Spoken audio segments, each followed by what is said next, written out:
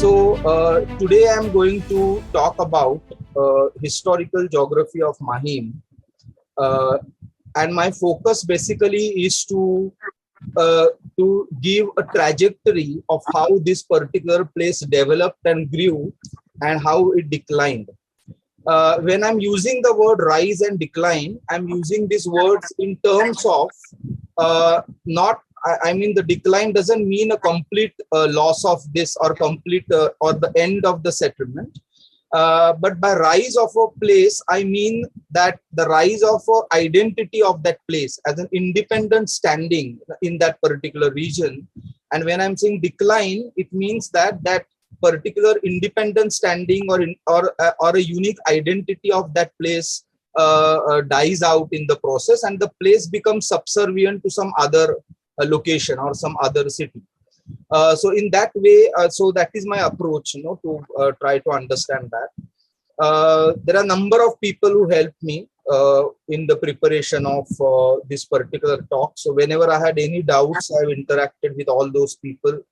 So I'm grateful to all of them, including Dr. Purush Dalal, Dr. Suraj Pandit, Commodore Odakel Johnson, Mr. Mrinal Kapadia, Mr. Avinash Kubal, Dr. Sid Mendirata, Dr. Prasad Gupte, and Mr. Aslam Sayyed.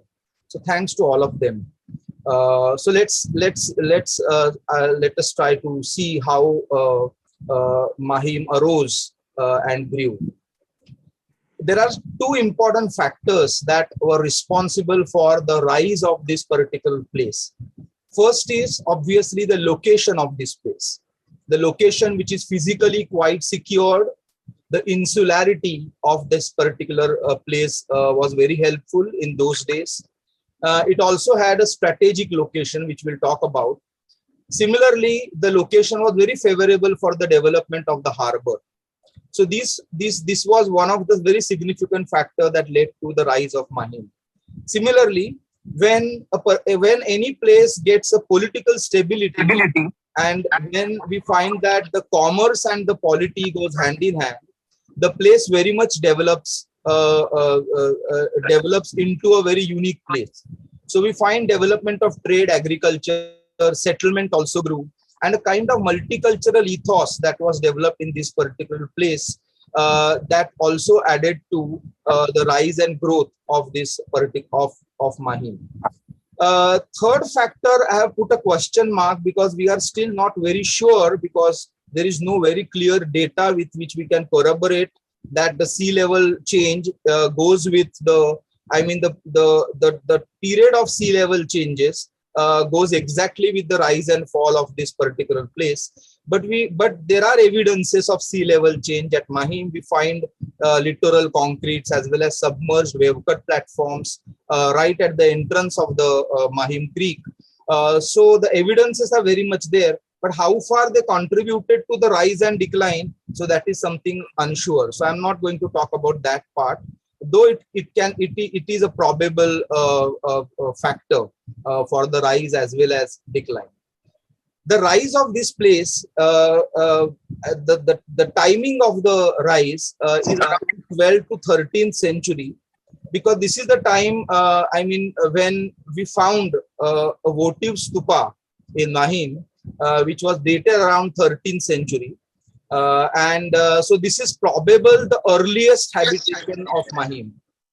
Somehow I believe that obviously even before that the Mahim had a settlement, probably from 9th century or so. But this is just a belief.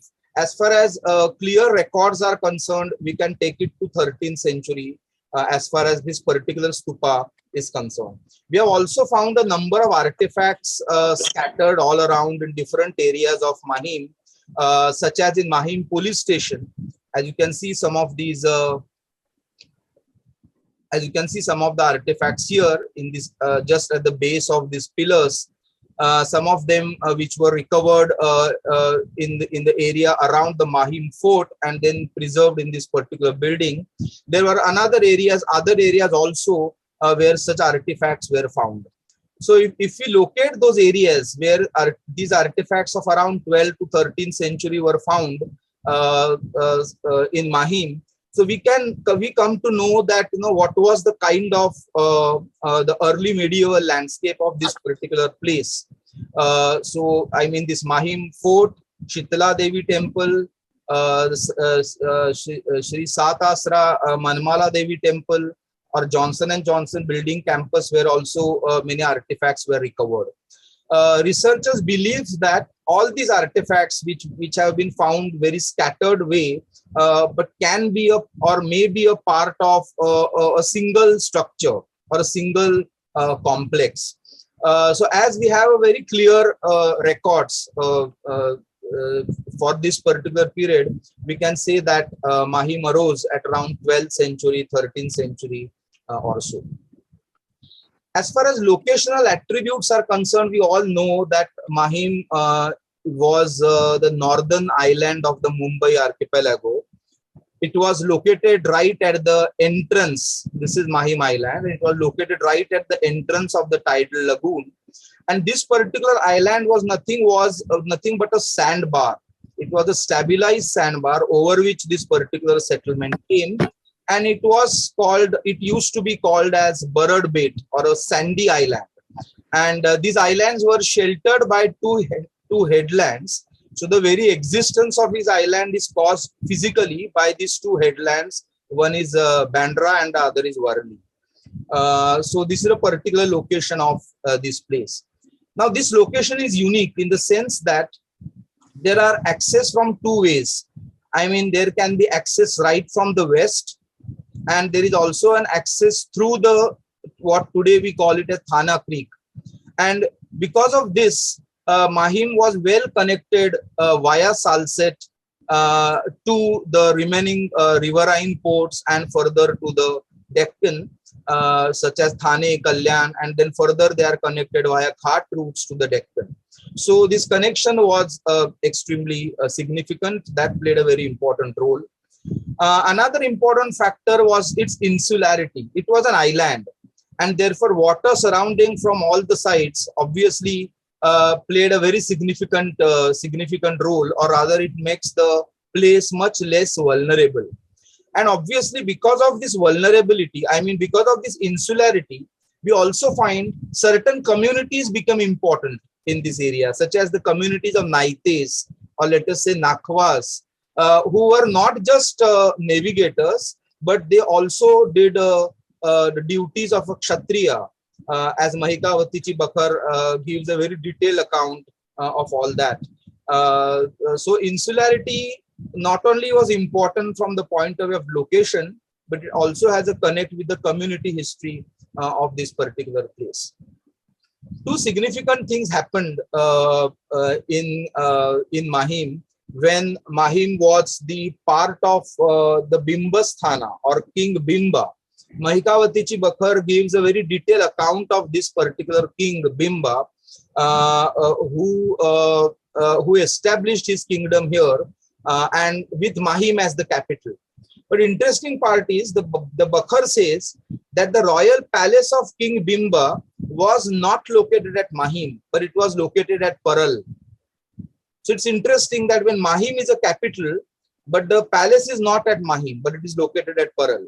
So obviously, it's very much because Mahim becomes a shield, to protect or to defend the island of Paral. So instead of having a royal palace at Mahim, it was preferred to be at Paral. Similarly, from physical point of view, it also, as the location is bit inside, not directly open to the sea, it also protected the place from direct winds and sea waves. And plus the entire dense palm groves, popularly called as Mahim woods, very much provided or acted as a shelter belt that also protected these islands. So probably that may be one of the reason of having a royal palace not in Mahim but in Paral Island. Another important reference we get of shifting the capital from Mahim to Marol, which again happened during the Bimba rule. So again, the question comes in my mind as a geographer that why not Mahim and why at Marol? So another important thing is that the way Mahim had a lot of locational attributes, it also had got a limitations. For example, Mahim had much limited space, while Salsette has a tremendous advantage. It was a region of a lot of food production as well as water, expanse of land which is available. So Salsette was much more resourceful as compared to Mahim. So I suppose that the shift from Mahim to Marol is a product of choosing Salsette over the island of Mahim, or choosing a continental or an interior location over the island location. So location has played a very significant role. Now, why I'm saying that Mahim is a very strategic location, because if you see the map, it's very well located right between the Mumbai Islands to the south and the Salsette to the north. And this is the same island that became a controversy between Portuguese and English at the time of the transfer.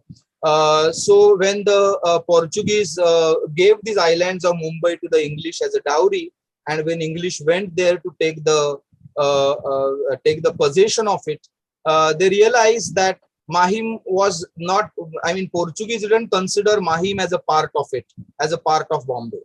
And so there was a fight over taking over Mahim. And the Viceroy wrote to the Portugal crown regarding this. And this particular statement, I feel, is very important. He wrote that if this, I mean, the acquisition of Mahim by the English is considered, Your Majesty will be unable to defend the right to the other northern islands, as at low tide it is possible to go from Bombay to Salsette. So as I said, that the one who controls Mahim controls Salsette. So that was the idea. So that was the quite a important locational advantage that Mahim enjoyed. These are some of the map. This is Portuguese map around 1640, 1660. Probably, as per the Ridings article, probably this is the map which was given to the English at the time of transfer. And as we can see that this particular map is not showing 7 islands of Mumbai, but only showing 1, 2, 3, and 4. So Mahim has been shown as a different island, and Portuguese said that what they have given to the English is the only Bombay island and not the Mahim. And the whole controversy started from there. Another reason why I am showing some of the maps in this is that is just to say that cartography also provides an evidence. When you see a place in a historical map, that shows that the place is important. The place was important in that particular period, and obviously therefore that place was on the map. So if you find the place on that particular map, we can very much say that the place has got some significance in that particular period of time. This particular map, again from Ridings article, show the fluidity of the landscape, because the 7 islands are actually one archipelago, and the tides used to flow in and out of these islands. And therefore, during the low tide, all these islands used to look as if these are 7 different islands. I mean, they are one part, while during the high tide, they used to look like as if they are 7 different islands. So this different understanding of the geography of the place based on its physical attributes is a very interesting part. And Mahim played a very significant role in this entire process of transfer and the controversy. The settlement of Mahim, as I said, was basically established by King Bimba, as there are literary sources, especially in the form of Mahikavati Bakar and many other Bakars and Pothis or Mahatmyas also talk about it. But who was King Bimba? So that was not still very clearly established. So there is still issue with the historicity of King Bimba. Mahikavati Bakar believes that Bimba was the Solanki ruler from Anahilwada Patan from Gujarat, and he came here at around 12th century. While there are some historians who believe that this Bimba was one of the ministers, senior ministers from the court of Shilahara itself, who became important and then took over as a king of this particular of this region. While most of the historians believe that it is Yadavas, I mean Bimbas was a part of the Yadavas of Devagiri, who came here in 13th century at the time of the Sultanate attacks over Devgiri.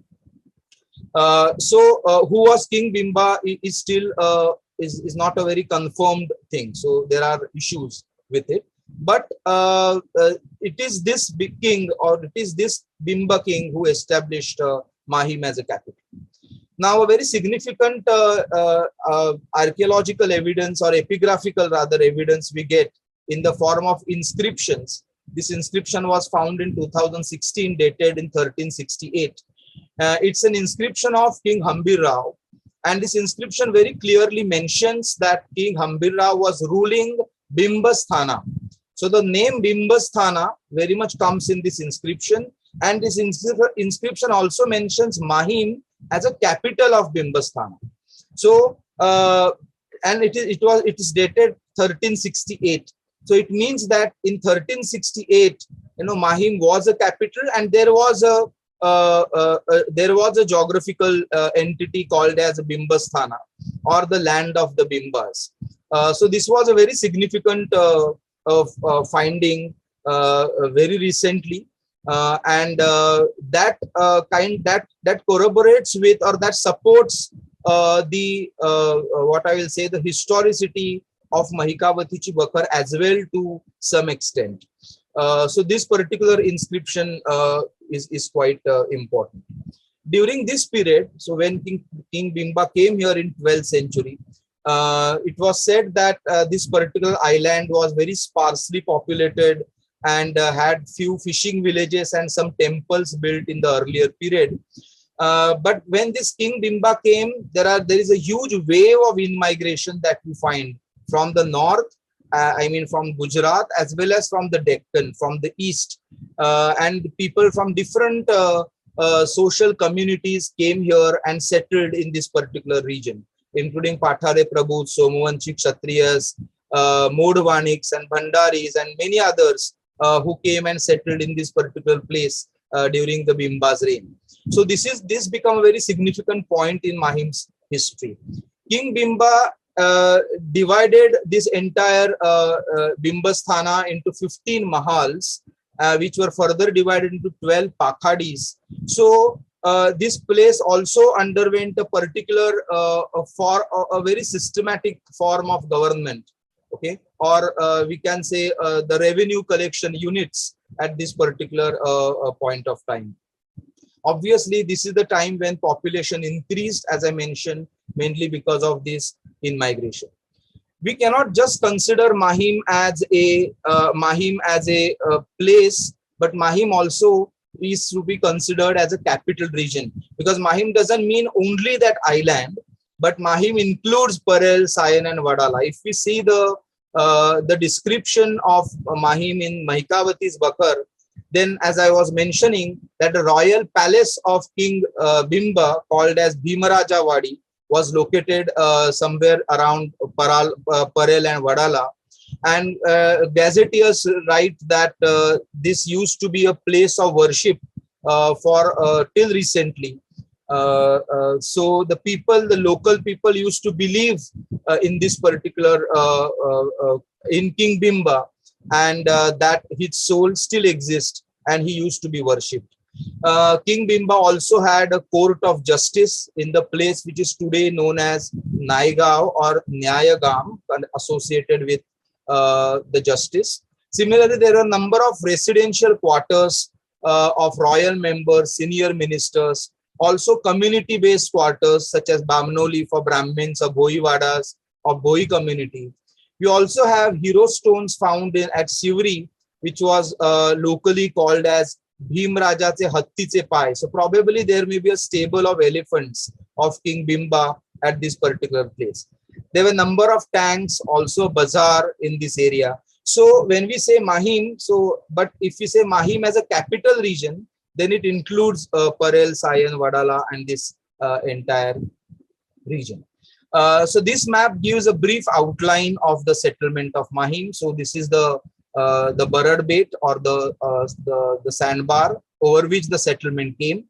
As you can see here, it is mentioned as woods. This entire sandbar, especially the northern, the southern part of it, used to be covered extensively by palm groves or coconut plantations, while the northern part used to have a lot of settlement. This is also a place where the Mahim harbor is located, harbor was located, or Mahim fort was located. And there was a small, the ferry service between Parel Island as well as Mahim Island.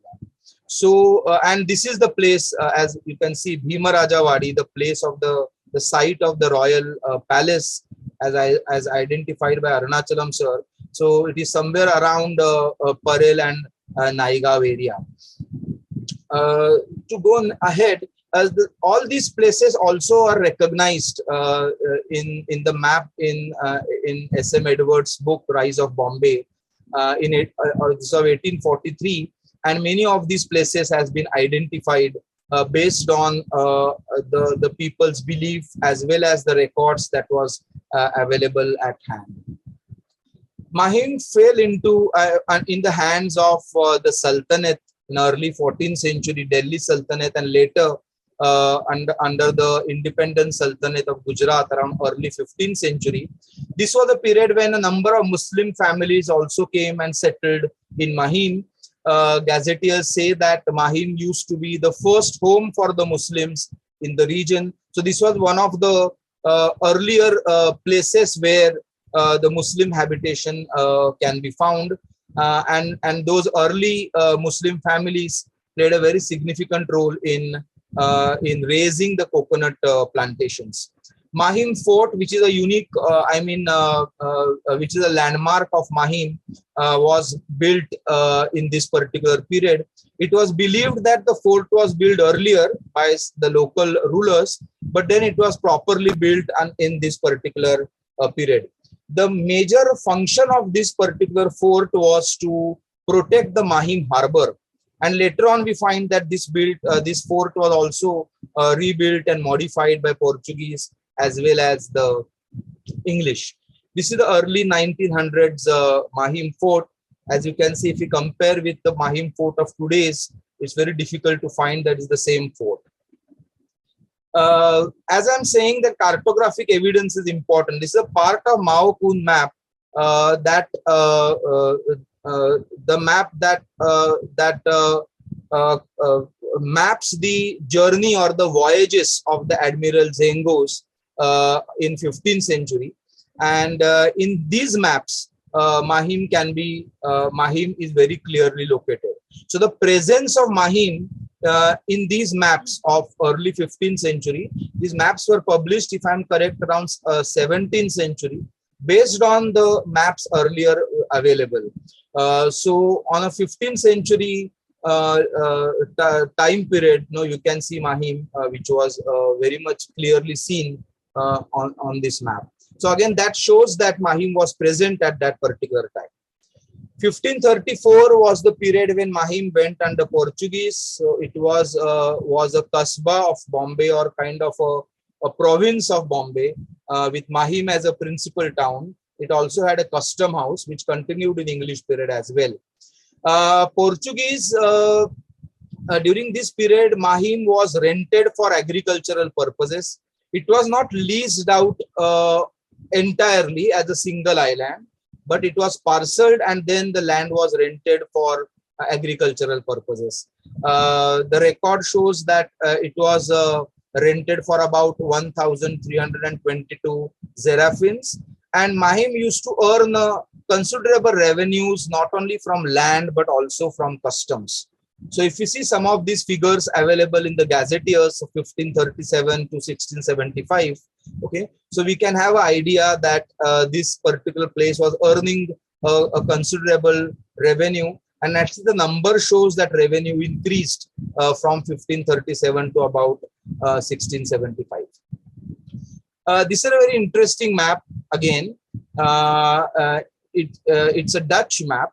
Why it is interesting that this map mentions a place as Tana Maibu is the name, or it is the place which is shown here.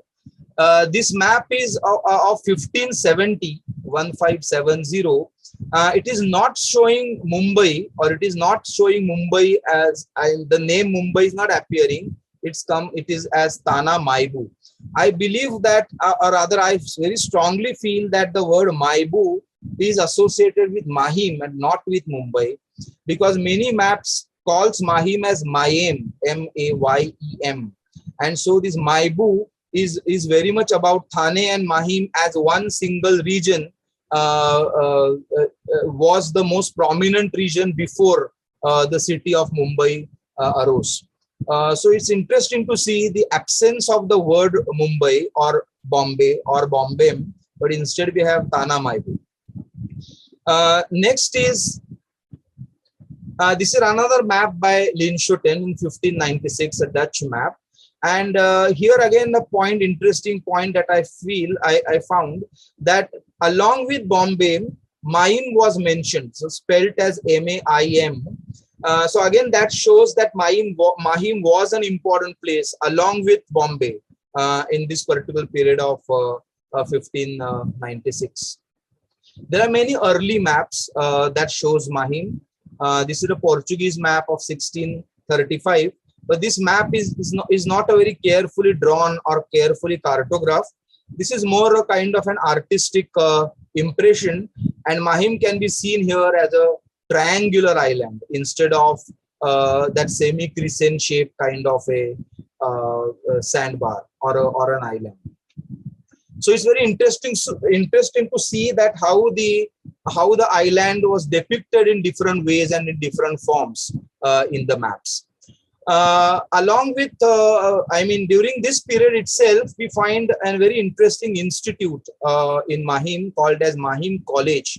It was established close to around 16th century, and it was located in Mahim Woods on a verge of a very large tank, and it was mainly used for giving instructions in Latin and Portuguese, and affiliated with the church at Mahim, the Saint Michael's at Mahim. This particular college used to be ranked as the chief Portuguese college in Western India in those days. Subsequently, it was transformed into a cemetery by Portuguese, and then later abandoned and further demolished. But during the rule of the reign of the Portuguese, this used to be a very significant feature.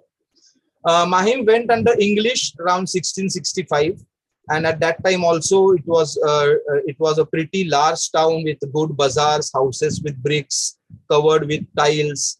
Mandovi, or the custom house, was also located at the riverside. So all these descriptions, coming from the travel accounts or from gazetteers as well. The Mahim was one of the two groups of Bombay Island, comprising Mahim, Sayan, Parel, Sivri, and Worli at around 1672 to 1681. Mahim got its first police force in 1669 to 77. Similarly, we find many burial grounds or burning grounds for people belonging to different communities in this particular place. This is Friar's map 1672. As I'm saying that it shows Mahim as Mayem in this particular map. Again, it shows the significance of Mahim in this particular period. This is one more of 1678 atlas. Again, this is showing, this is interestingly artistically shown. As you can see, so we can see this green color showing the vegetation or trees and the houses being constructed here. So these depictions play a significant role, in understanding the kind of settlement in that particular period. This is a navigational chart by William Hack in 1680. This is an important, according to me, because there is a unique feature which one can notice. If you can see, I have zoomed it, or here if you can see this particular part, and that is the complete area with sand deposition, huge area of sand deposition. This particular element I found missing in the earlier maps of the earlier period, but in this particular map it is very clearly coming out. Now, if we corroborate this with some other references that say that this particular area or this tidal lagoon, the process of silting began at around 16th century, and this map is of 1680. I mean late 17th century. So probably this very huge sand deposition is maybe a part of that.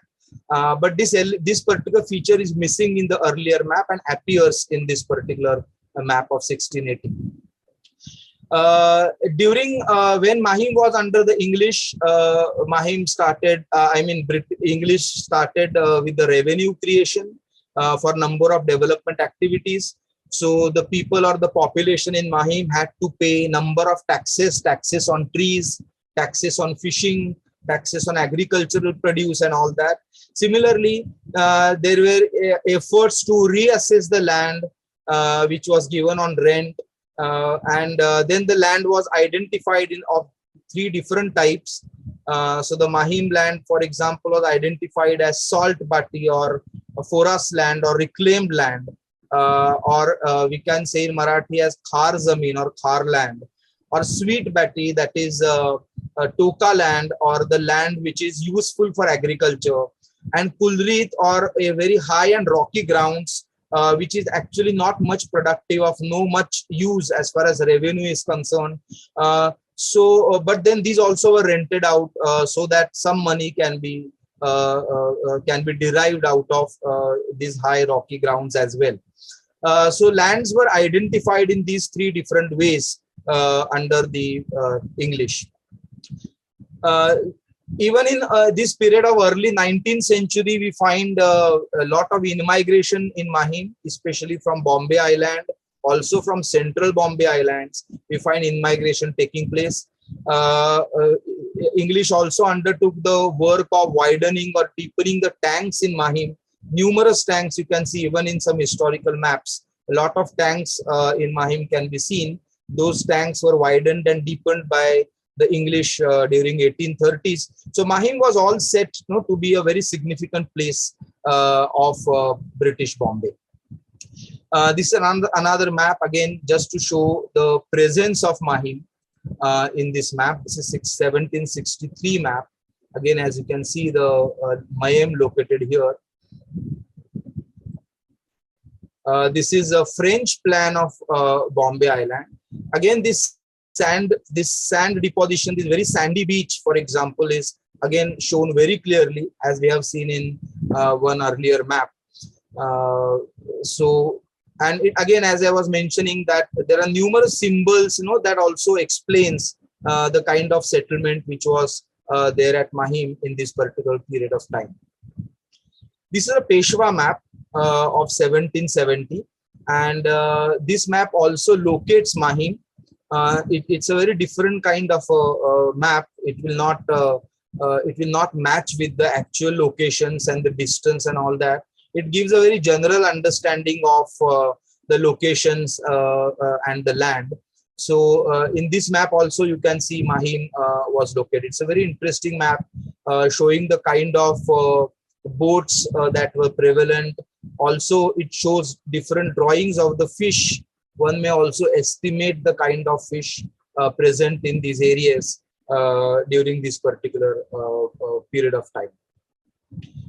This is one more map, again showing Mahim here. It is spelled, if I am correct, as M-A-H-I-N, as Mahim. This is 1782 map. So overall, if we see that Mahim went through, different impact or influence of different forces, not just politically but also socially. So this entire land of Mahim, we find, is full of multicultural features. So on one side, where we have 12th, 13th century temples, we also have a votive stupa. On one side, we also have churches, and also we have Mahim Dargah. So number of people who came to this particular place played a significant role in building of this multicultural landscape. These are just images of some of the significant temples of that period. Almost none of the temple located today, it's not the original place or original site of this temple. All these temples were rebuilt in the later date. Shitala Devi or Sat Asra Manmala Devi Mandir. All these are significant places.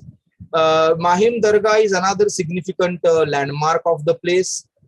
It's a tomb of a Sufi saint, Maghdum Ali Mahimi, who was appointed as Qazi of Mahim during the rule of the Sultanate of Gujarat. He's the annual festival of this particular place, or annual fair at this particular place, is a very significant event rather of Mahim, and people from different faith and different region congregate at this particular place. St. Michael's Church, built at around 1530s, 1534, is another significant landmark. It's not the kind of building that we see today. It's not obviously the same building. It was rebuilt and modified a number of times. As far as Mahim Harbor is concerned, this is a 1626 sketch. You can see Mahim located here. This is a tiny island of Mahim, and this is the island of Bombay. It is one of the very early maps of this particular region, 1626 map, again showing Mahim here. The important question is where the harbor of Mahim was located.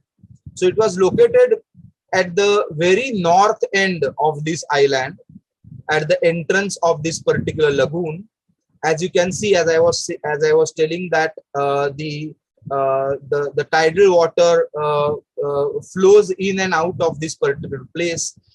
So the flood tide enters inside from Mahim to the inner lagoon, and then the ebb tide flows outwards. So these flows or these water currents are extremely important as far as the movement of the boats and the ships are concerned.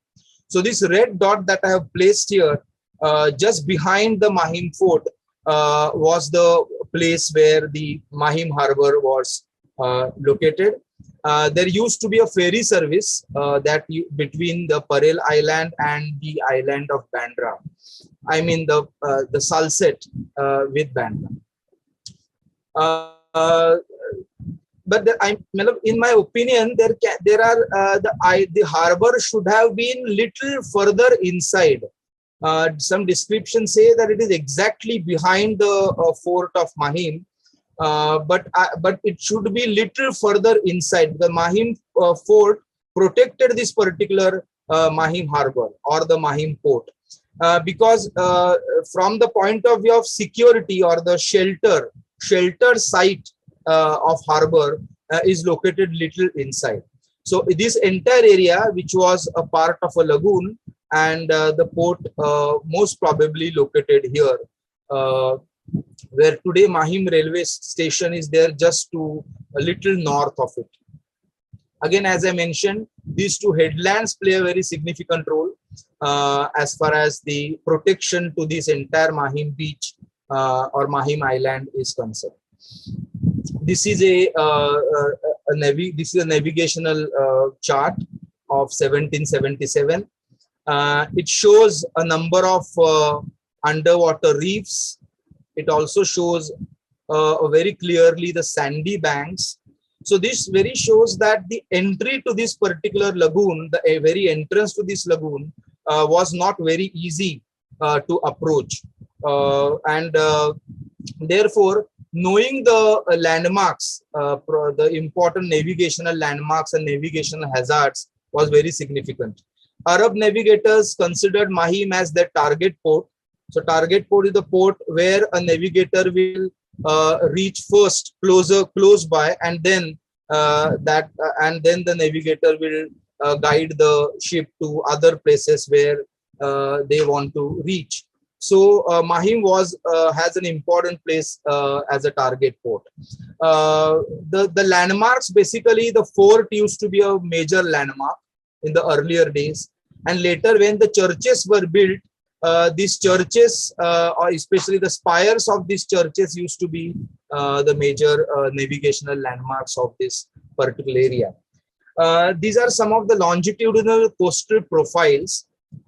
So a navigator reaches up to a particular point and can see the entire longitudinal coast that is full of lagoons, or the entry points of these lagoons, or the rivers meeting, the creek points, etc. So the navigators have a very clear idea about the composition of this entire the coastline, and then the place from where to enter, or how to approach the particular port. This is 1771 map.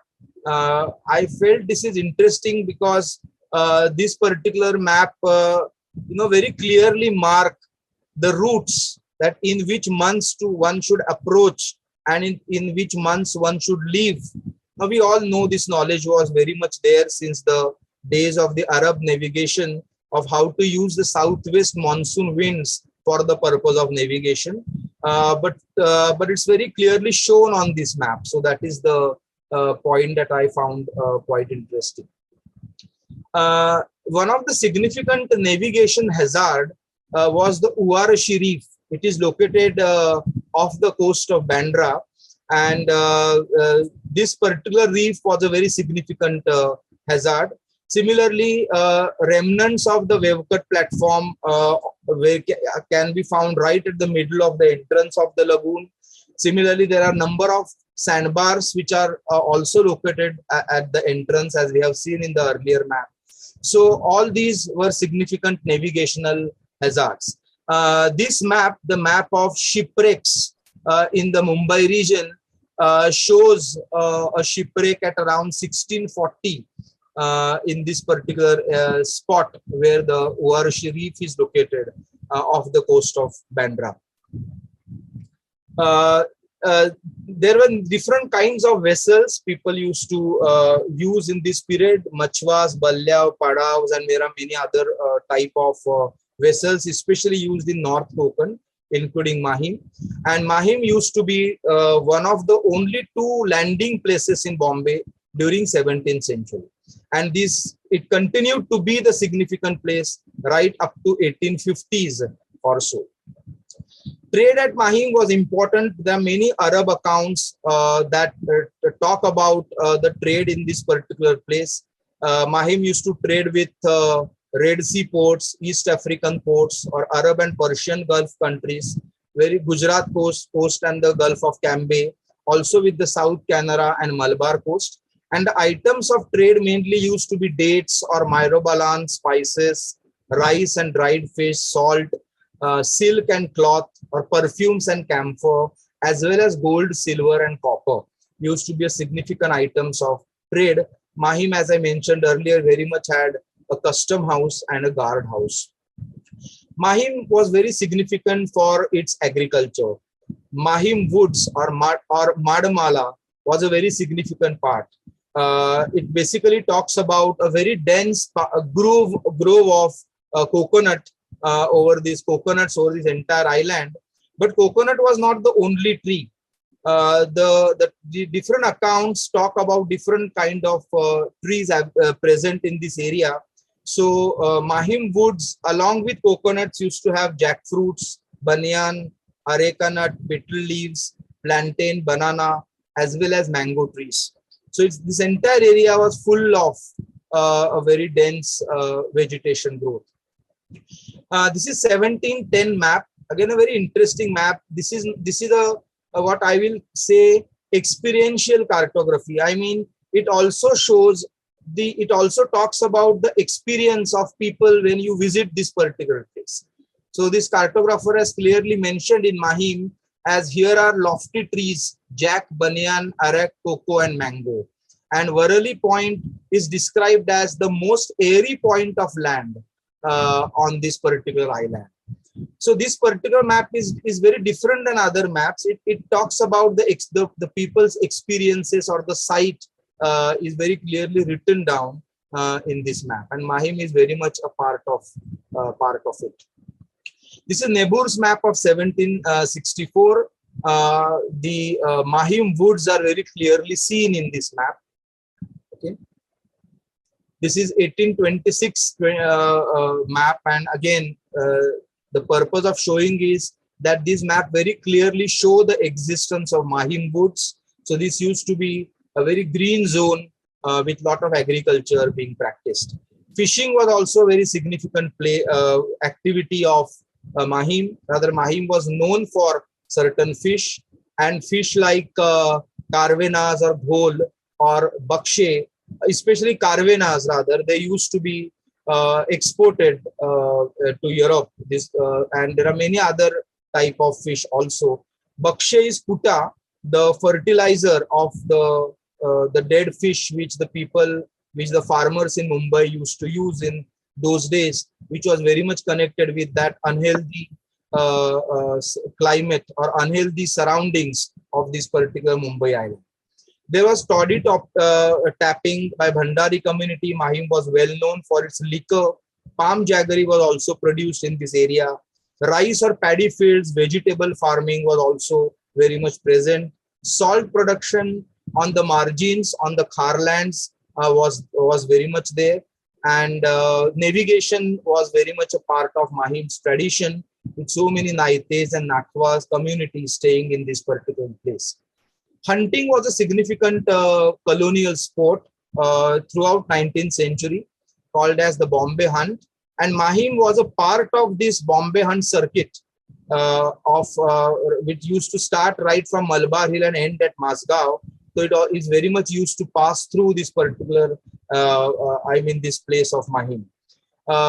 Animals like mongoose or striped squirrel, long-tailed tree mouse used to occur in this area.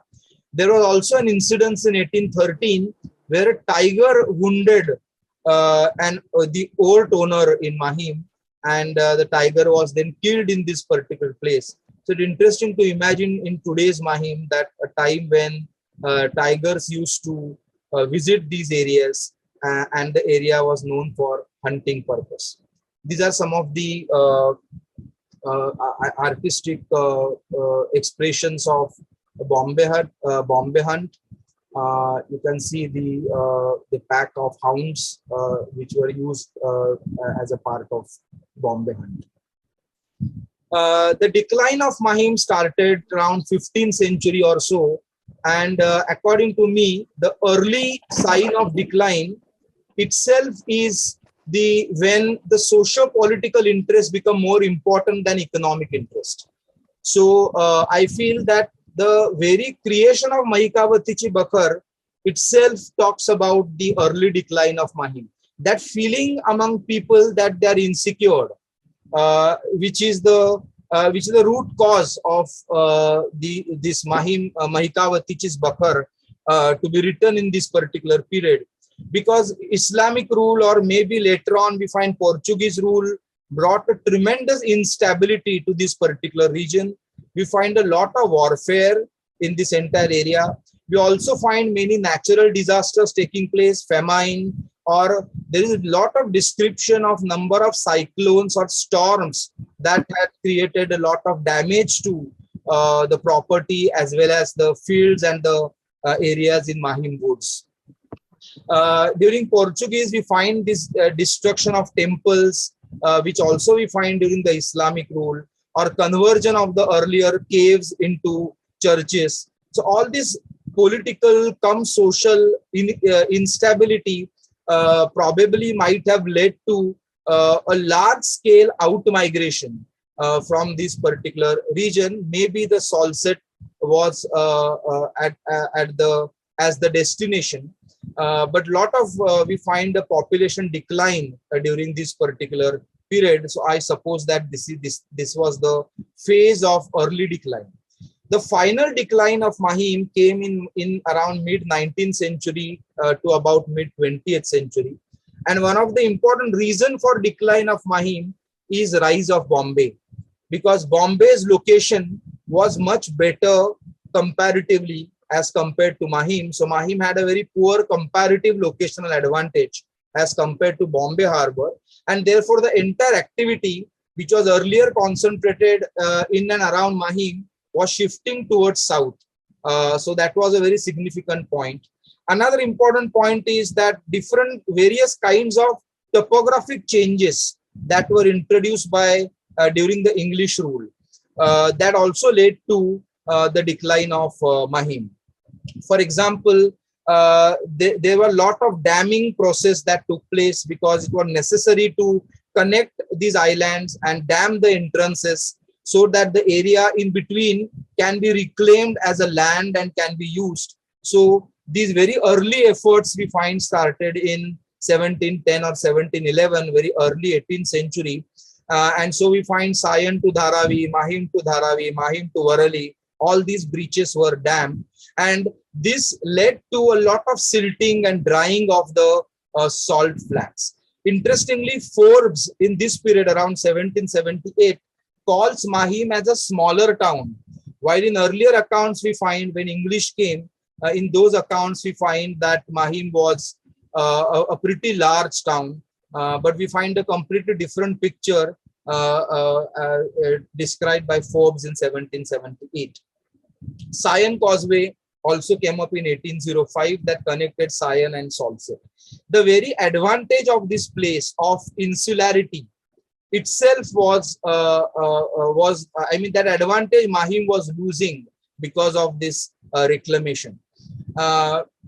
Many maps, for example, this one of 1816, shows how the areas which earlier used to be inundated are the areas now being completely reclaimed and then are being used for variety of activities, including agriculture. However, Mahim Woods very much was still there even in 1816, and Mahim as a port also had some significance during that period. The final decline of Mahim came at around 1845 when the Mahim Causeway was built, because Mahim Causeway is across the entrance of tidal lagoon of the Mahim Creek. It connects Mahim to Bandra, and this particular causeway led to a tremendous silting and drying of that area, which obviously was used for reclamation and habitation of people. But then the importance of Mahim as a port was lost because of this silting. It didn't remain as useful as it used to be in the earlier days. English had a number of systematic land surveys and mapping of Mahim because they wanted to use the land systematically. Mahim got its railway station in 1867. So we find a lot of urban changes or infrastructural changes coming in this particular period. The thing I was talking about, the changing or the threatening multicultural ethos, which was there in the earlier days. So we can find some reflections. In 1850s, Mahim had two religious riots. The one that took place within the sections of the Khojas, and one more riot that took place between Muslims and Parsis. We also find in early 20th century, the labor riots, mill labor riots during this particular period, again in Mahim. So gradually Mahim declined in physical terms, and it was also declining from the multicultural ethos point of view as well. So overall, we find that Mahim's population growth of this place was also quite stagnated by this period of 1850s. This is 1909 map, shows Mahim Woods. But if you see these settlements, so you can see that they're too scattered, and the number of settlements, for example, or the houses is relatively too less. Maybe a sign of, or maybe the symbol of the population stagnation or overall urban stagnation of this particular period. We all very much know the role played by Jamshedji Tata in the reclamation of these lands around Mahim Creek. He had lot of plans for this entire area. All the plans didn't work. but many of the planning of related to reclamation or the building of the causeway itself is a contribution of Jamshedji Tata. This is an old photograph of 1930s.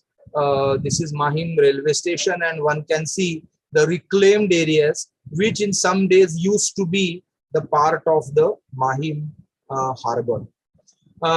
In very early 20th century, Mahim was opened for suburban development. So we find the building of roads, or the provision of other facilities such as open spaces, recreational grounds, a botanical garden. Mahim Park, which is today's Shivaji Park, also came in this period of 1920s. Even Art Deco style buildings started making their appearance in 1940. So Mahim was undergoing entire change. The point that I was saying in the beginning, that it was losing its independent identity in the region, and rather it was becoming a part of the Bombay city. So more subservient to the Bombay. In post-independence period, I think the final point of decline in 1957, when Mahim woods were cleared off to accommodate more population, especially the refugee population and the population coming from Bombay Island as well. So the clearing of Mahim wood, I think, is a more very clear indication of the decline of Mahim. And then we find in post-independence period a number of activities, construction and development activities that made a lot of topographic changes, not only in the form of reclamation, but also in the form of degradation of nearby hills or deforestation in the nearby areas that led to a lot of erosion, silting and pollution, death of mangroves, almost end of fishing in Mahim, and Bandra Worli Sea Link and all these developments. We are seeing that how Mahim Koliwada is very much almost at its last stage. So overall, we find that by 1950s, Mahim reduced just to a residential area of Mumbai city, and even today it continued to be just one of the part of the Mumbai city. So the city that used to be a capital of a region at one point of time, a very significant harbor, a place known for its Mahim woods, is just a residential area or residential place now. This is what how Mahim Creek looks like now as a result of all these degradations and all. So this entire trajectory tells us, how location plays a very significant role, and along with location, along with physical location, there are other aspects of social aspects or economic aspects also play a very significant role. And when a place loses all those advantages, the place declines, as we can see in case of Mahim. Thanks a lot. These are all my references. If anybody needs, I can mail them later on.